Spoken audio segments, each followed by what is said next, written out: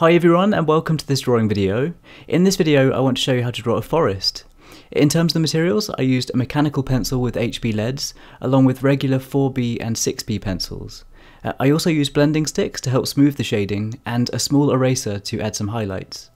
But please don't worry too much about the equipment. As long as you have any kind of pencils and any paper in front of you, you'll be able to create something similar. As you can see, I started off by very lightly shading the ground in the background, and then I blended this shading with a blending stick. If you don't have a blending stick, you can blend the shading with a brush, or a cotton bud, or even your finger. Any of these will work. On top of the ground, I also started lightly shading the shapes of trees in the distance. And at this point, it's important not to worry about adding any detail, and it's all about creating the shapes of trees very far away. So over the top of that, I used the blending stick again, and this helps so much to push the trees into the background by blurring their shape. I continued doing this for a few layers, randomly distancing the levels of ground and the trees to help the drawing look a bit more natural. When you're working on a forest like this, you really don't want the trees to be in perfect straight lines. As the trees got closer, I started adding darker shading and began to refine the details a little bit more, adding branches and knots on the trunks.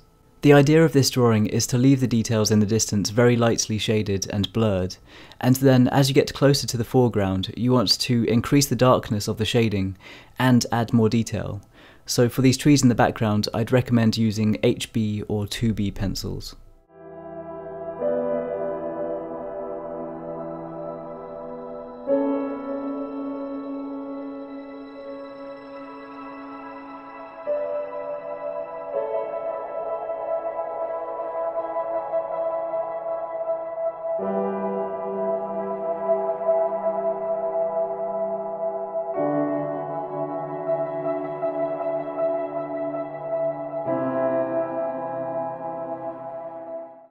So, as you can see, for the next layer of trees in front of that, I started paying more attention to their shape, adding sharper lines to indicate that they're closer to the foreground.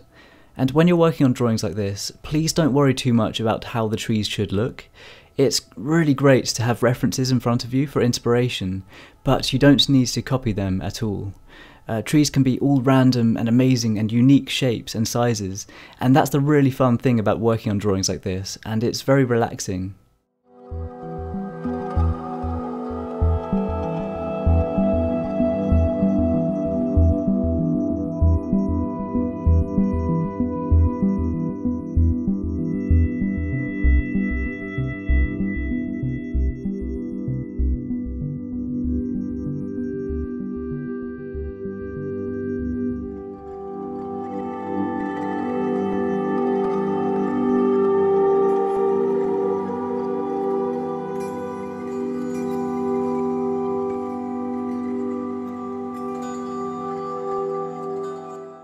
As I continued placing the closer layers of detail, I even placed a couple of fallen trees into the scene, making sure to add a shadow underneath them to place them on the ground.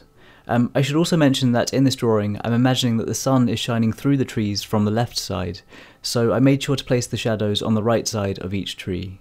For the closest foreground layer, I would recommend using a 4B or a 6B pencil, as it requires darker shading. For these trees, I made sure to add even more detail with sharper, refined lines, and I also added some texture to the bark, which helped to make the trees look much closer to the foreground. The ground itself required some darker shading here, and I decided not to keep the shading completely smooth because I wanted to keep some texture.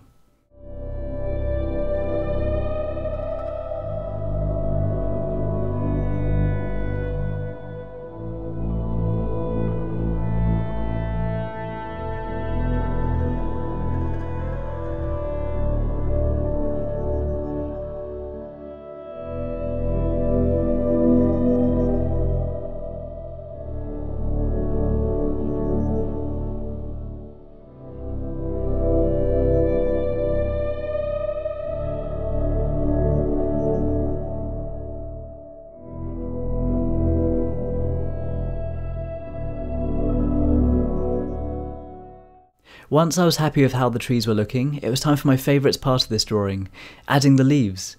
So to create the leaves, I highly recommend not to try and draw each individual one, because that would take a huge amount of time and it would end up looking a lot less natural. I like to use a 6B pencil, holding it flat against the paper and lightly brushing the paper with a circular motion.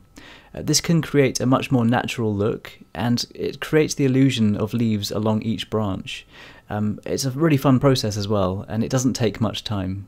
After that, it was time for my other favourite part, adding the sunlight shining through the trees. To do this, you need an eraser. The smaller the better, and I chose to use my Tombow Mono Zero eraser. I started by placing patches of light on the ground, and then I started adding some diagonal lines behind the trees in the foreground, but in front of the trees in the background.